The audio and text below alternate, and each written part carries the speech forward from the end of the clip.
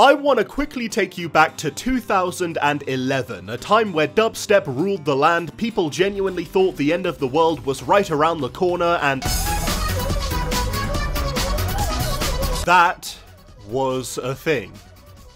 Fuck you, PJ. And it was also the year that a little indie developer studio, ironically called Super Giant Games, released their first ever game as part of the Xbox Live Summer of Arcade, which also gave us such gems as Braid, Limbo, and that Ninja Turtles thing that was terrifying.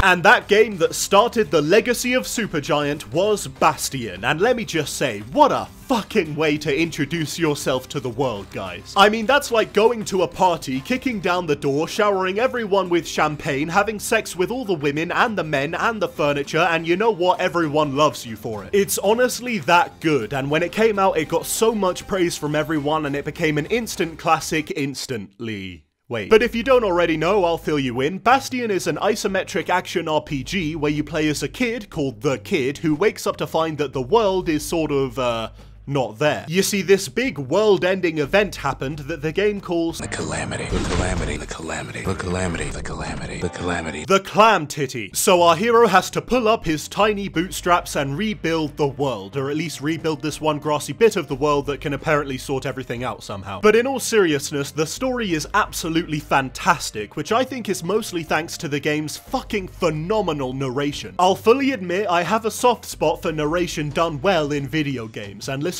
to Bastion's narration is like bathing in warm caramel with a really good book. You see, the game's story is being told directly to you as the player, and as you make your way through the game, you get told more and more about the world before it got destroyed by all those clam titties. And as you find out more about the culture and the cities and the politics of the old world, the game keeps drawing you in until you're fully absorbed and you feel like you really are being serenaded by a sexy old man. And what I really like is the game's ability to tell you its story without interrupting gameplay. The narration just goes on as you do your thing, providing you with exposition, instructions, advice, and just generally making you feel warm inside, cause did I mention this man's voice is so pleasant it can turn shit into San Pellegrino?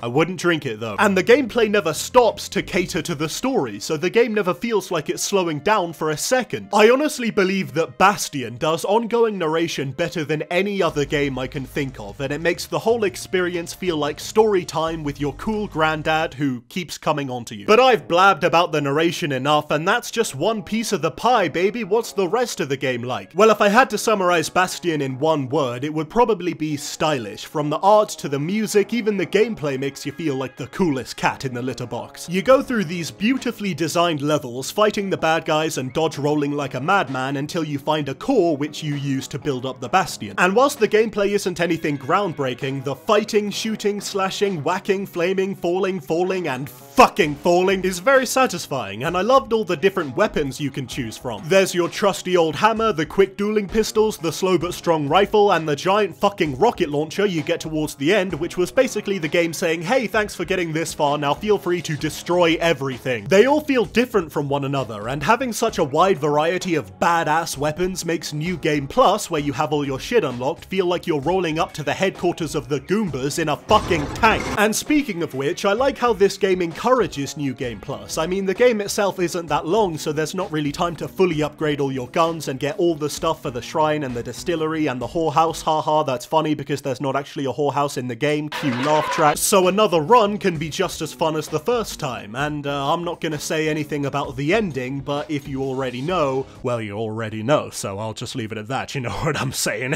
And like I mentioned before, one of Bastion's biggest strengths is its overall style. I mean, the badass catchy music is perfect for the tone the game's trying to set, especially when it's accompanied by the narration, which is, did I mention that I like the narration? I don't think I did. And you can see for yourself how gorgeous it is. I mean, this game is nearly 7 years old, and it looks like it could have been made yesterday. I mean, to be honest, I'm struggling to think of things I don't like about Bastion. Some of the animations are a bit off, I guess. You roll a lot faster than you run, which I always think is kind of bad for immersion.